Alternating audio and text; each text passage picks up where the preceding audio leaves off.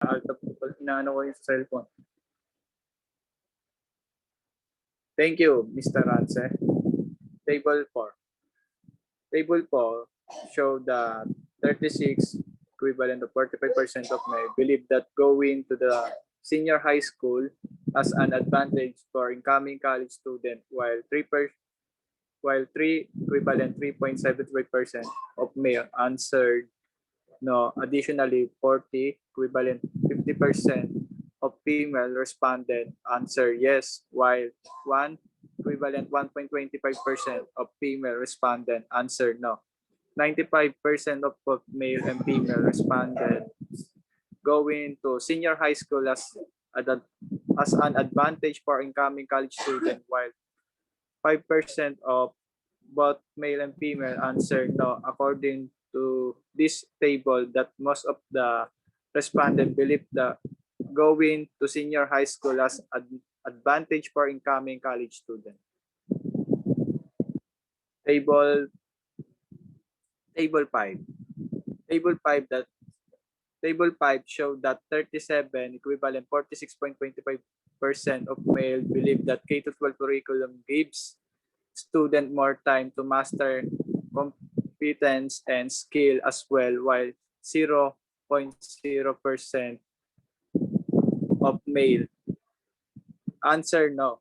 Additionally, 39 equivalent 48.75% of female respondent answer yes, while 2 equivalent 2.5% of female respondent answer no. 97.5% of both male and female respondent K-12 curriculum gives student more time to master competency and skill, while 2.5 of both male and female answer no. According to this table, that most of the respondents believe that K-12 curriculum gives student more time to master competency and skill.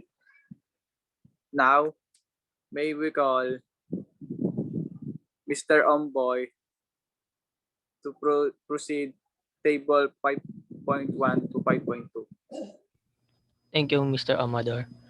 According to the table 5.1, that most of the respondents believe that it gives enough time for other learning opportunities beyond the classroom. The next table is 5.2.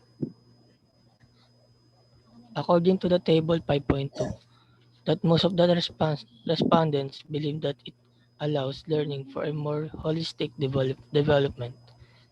The next table will be discussed by Mr. Echo. Thank you, Mr. Omboy.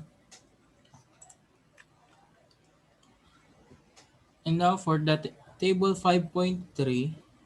In this table, table 5.3 shows that 37 or 46.25% of male believe that the graduates will be prepared for higher education, while 2 or 2.5% of male answered no. Furthermore, 37 or 46.25 of female believe that the graduates will be prepared for higher education, while 4 or 5% answered no. In addition, 93% of both male and female believe that the graduates will be prepared for higher education, while 8% of them answered no.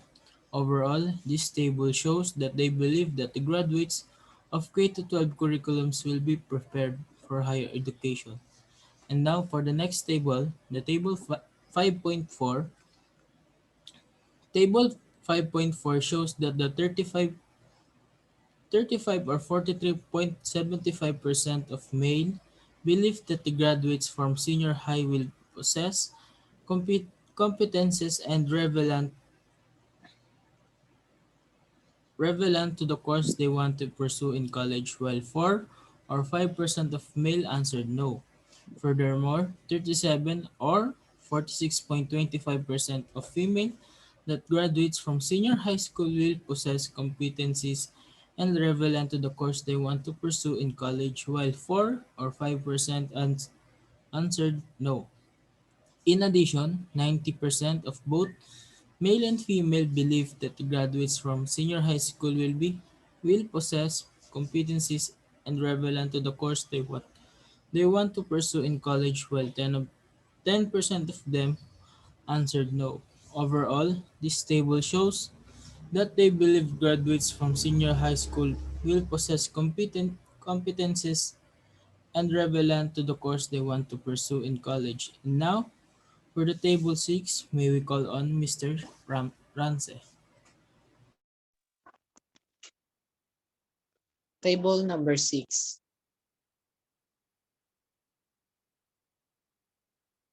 In table number 6, overall, the table shows that most of respondents' reaction in the implementation of K-12 curriculum are based in the verbal interpretation. They are all agree. And let's moving on to the chapter 5 that will be tackled by Miss Marielle Mariñas. Thank you, Mr. Rance. So for chapter 5, this chapter pertains to the summary of findings, conclusion, and recommendation of the research to the future research. So the summary of our study is, the purpose of the study is to find out what are the advantages of K-12 curriculum for the incoming college students in San Francisco de Sales School, and to observe its effects through the studies and the behavior of students. Also to help them prepare for the challenges when they enter college. In terms of research design, the researchers used a quantitative approach to gather data in order to address questions about the current state of the study, which aimed at determining the advantages of K-12 curriculum for the incoming college and student in San Francisco de Sales School. The weighted mean formula was also used by the researchers. It is defined as the sum of the product of a specific observation and its corresponding weight separated by the weight. After getting the accurate sample size needed for this study, the researchers used an online survey questionnaire. With the use of the said instrument, the researchers then gave the forms on choosing grade 12 students of SFDSS who are willing to engage as respondents in answering the survey forms that contains three parts that divide different formulated questions made by the researchers with accordance to the relevance of the study on the topic. The data collection process lasted for 3 days, which soon after the researchers were able to examine the results. So for the summary of findings, here's Mr. Amboy to explain. Thank you, Mariñas. Number 1. Demographic profile of respondents. Number 1. Age.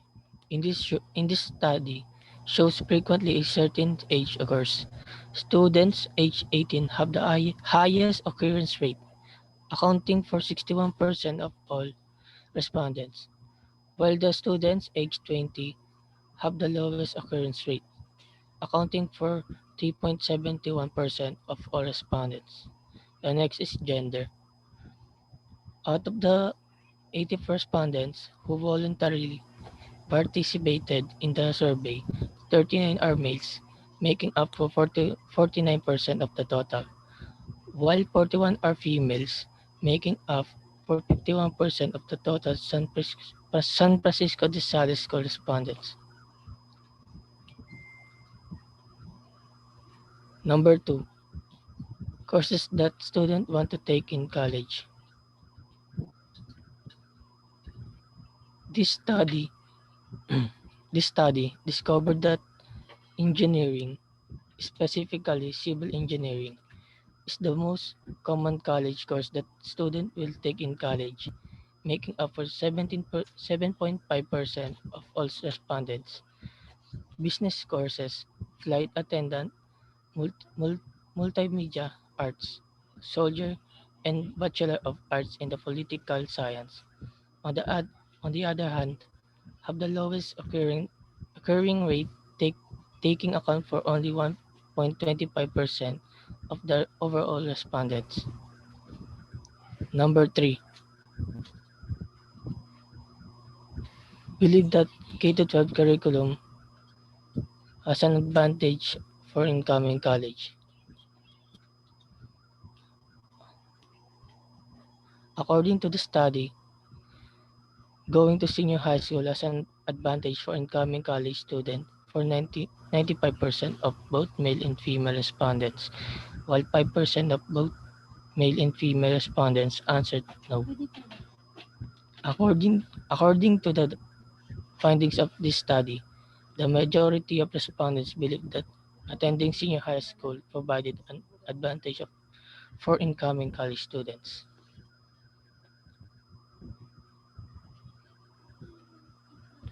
Here is Miss Mariñas to discuss the next number.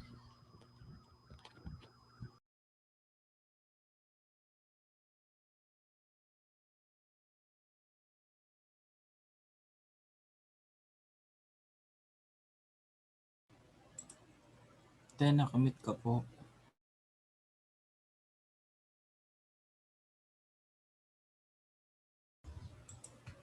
Nakamit ka po. Sorry. Number 4, dominant advantages of K-12 for incoming college students in San Francisco de Sales School students. So according to data, K-12 curriculum has significant advantages for incoming college students at San Francisco de Sales School. The results show that after calculating the result using a percentage distribution, the researchers discovered that the primary benefits of K-12 curriculum for incoming college students are as follows. K-12 gives students more time to master competencies and skills, and K-12 allows for enough time for other learning opportunities outside of the classroom. Number 5, the reaction of respondents in implementing K-12 curriculum. Based on the data gathered, the respondents in implementing the K-12 reaction is agree, as revealed by computing the weighted mean for each question. The most highly weighted mean is the implementation of a K-12 program will prepare graduates emotionally for entrepreneurship, employment, or higher education disciplines, as measured by a weighted mean of 2.13, while the lowest weighted mean is I am pleased that is 1, pleased that the implemented curriculum will reduce academic workload, as measured by a weighted mean of 2.23. And for the conclusion, here's Miss Cal.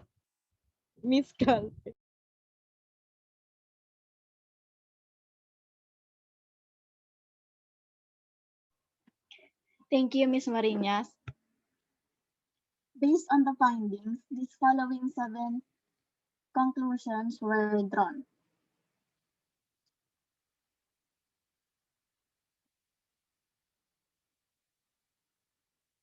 First, majority of the respondents are 18 years old, female grade 12 students. 18 years old presents 61.3% and males 61.3, and male students being 51.2% of the population. Second, it is showed in the results that most of the respondents, 95%, think that the K-12 program brings advantages for them. Third, based on the responses, the respondents also think that the K-12 program enhances the skills of the students and help them be more competent. It also helps them in their holistic development. Fourth, from the results, it was observed that majority of the respondents think that the K-12 curriculum is well prepared for college level work or higher education. Based on the results, it was concluded that the K the K to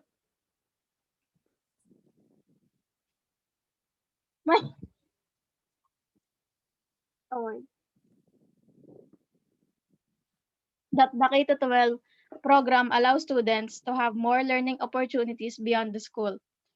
It helps them have more experience that is more than just what is written in their textbooks or taught by the teachers at school. 6, it was observed that 90% of the respondents believe that graduates of the K-12 system possess the behavior and competency that will allow them to succeed in their chosen course in college and field of work in the future. And last, the respondents mostly agreed to the implementation of the K-12 curriculum and believe that it serves the main purpose of this implementation in the education system. For the recommendation, may we call on Mr. Amador. Thank you, Ms. CALPE. For recommendation, for the administration should handle more activities that can inspire students to learn and study more. The administration is also in charge of the ways that student will benefit from such those that will help them increase their learning, and they should also handle the main discussion about it so they can know the right thing to do to improve their learning. For students, the finding reveal the student good side. The researchers will simplify which to advise them to enhance their academic performance so that they are prepared to attend college based on the findings. For the parents, the researchers want to suggest to the parents to provide support to their children who's entering college so they could be prepared for their chosen courses. For the teachers, the researchers wanted to meet this matter as an important guide for teachers to make way for their student to go to college. For the future researchers, we will like to suggest that this work be used as a model for similar future researchers. May future researchers use this study and the information presented here as a foundation for producing reliable results.